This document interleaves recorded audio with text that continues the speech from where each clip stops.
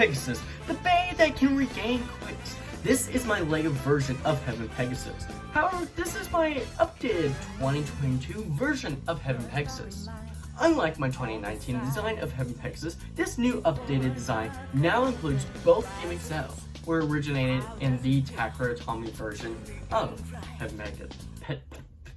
Heaven Pegasus.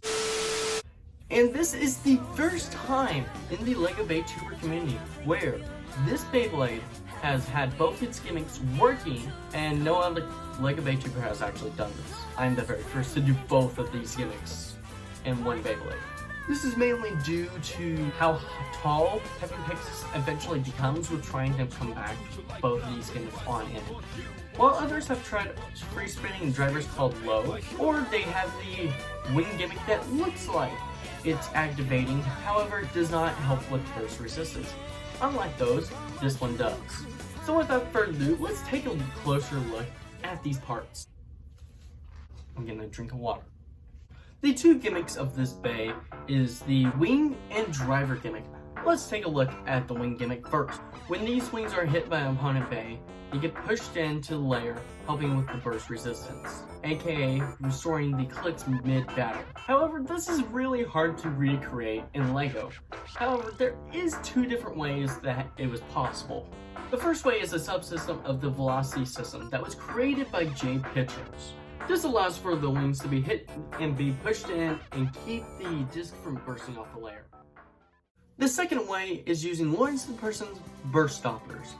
This happens when the bay gets hit hard enough and 4 studs connect with the disc from the layer. When comparing these two gimmicks, ultimately the subsystem of the velocity system is the better way to go, as one, it is a better representation of how the gimmick is made, and two, I honestly do not know how the heck Lawrence the Person made that burst stopping gimmick, even though he explained it to me. Yeah. A closer look at this gimmick shows that when the wings get hit and they get pushed on in, just like the velocity system in a sense. Except the difference here is when the wings get pushed in for the velocity system, the bay is able to burst. For this, that's different, because this means now that the bay won't burst.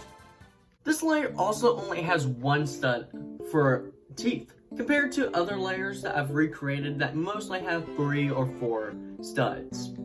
A way that you can tell the wings have been pushed in or not is on the layer when it's spinning, you'll see a yellow line show around the layer when it's spinning. When it's pushed in, you will not see it, and it's very hard to tell. Now for the second gimmick, which is the low driver. This is a free spinning metal driver that's similar to Revolve and Eternal, except with metal on it. This driver isn't that hard to make, as most people can easily figure out how to make a free spinning driver. The question is trying to make it compact, which can be a bit of a challenge to some inexperienced builders. With these gimmicks explained, let's move on to the parts now.